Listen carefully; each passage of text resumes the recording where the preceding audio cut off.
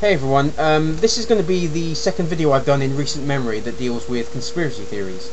The first video I did, which if you haven't seen I'll link it in the crotch bar, was more of a general video. You know, it talked about various conspiracy theories and how they fit together, made a few points, talked about how nutty they are, shit like that. With this one I want to try and be a little bit more specific, and I want to try and go down the psychological route. I want to try and talk about why people believe in such theories and why they are attractive to certain types of people. Now, I am by no means an expert in the inner workings of the human mind, so some of these ideas that I've thought up may be right, some of them may be wrong. Other, some parts of one may be right and other parts may be wrong.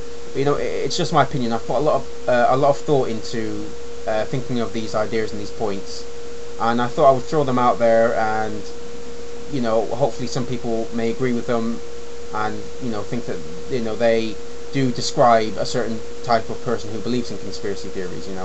And if you've got better points, then feel free to leave them in the comment section, or if you think I'm wrong somewhere, feel free to put that in the comments as well, because this is like a learning process for me and for other people. So first off, I think conspiracy theorists can be compared to religious people in that they believe in a kind of a secretive power who is pulling the strings behind the curtain, as it were, kind of like the Wizard of Oz.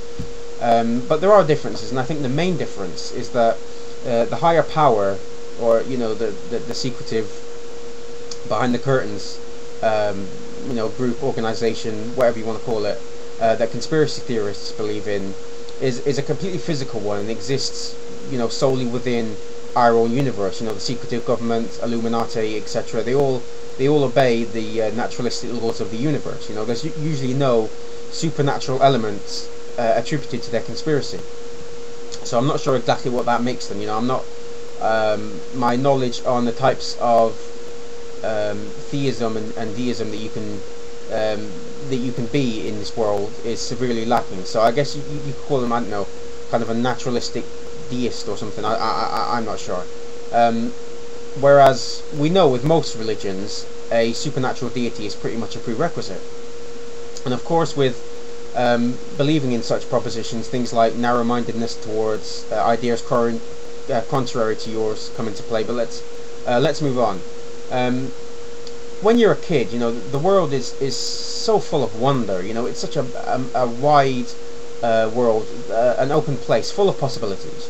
And as you grow and you learn more and more about the world, it seems a much less smaller place and less magical as well. And especially with the rise of the internet, where you can talk to people from across the world. The world does seem a lot smaller than it did even 20, 30 years ago.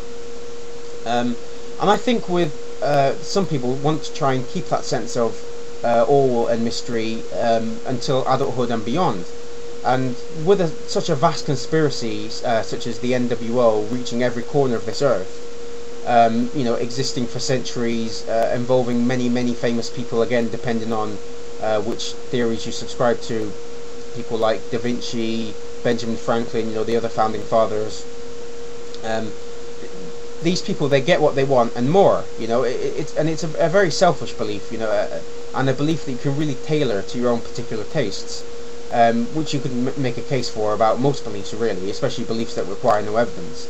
And they want to believe so desperately that there is more to this world than meets the eye, that they will basically believe any conspiracy, as long as it shows that there is something deeper to this world, something more outside what is conventionally known, some mysterious cabal that is pulling the wool over the population and deceiving the world. And they will look at the media, at photos of celebrities and politicians, etc., to try and see if they show signs of being part of this vast conspiracy. They want to try and find something that validates their beliefs, and if they can't, they're just going to, lower their standards as to what constitutes a positive affirmation of what they believe in, until they do find something. Even until the most innocuous photo can be read into deeply and things can be found. And that's only going to spur them on, really, and it's going to make them delve deeper into this sort of paranoid fantasy until pretty much anyone can be considered part of them. Even like friends and family. One of the other points I want to make is that people like to feel intelligent. You know, people like to feel smart. They like to feel right. You know, nobody likes to feel stupid. You know, to feel like they're intellectually inferior to other people. But some people are also very lazy, and they don't want to put much effort into actually, you know, gaining knowledge about various subjects. And if that's the case, then really conspiracy theories are right up your street. You know, there's no evidence or research to look up, so it's easy to become an expert on whichever theory you subscribe to. I mean, just look at the kind of experts you get on conspiracy theories on TV. You know, you can see how little they really do know. You know, because as we know, with any good conspiracy theory, you can just pick and choose which elements you wish to believe. You know, so you can be an instant expert really just by making shit up or picking things that you already have, you know, a little knowledge about.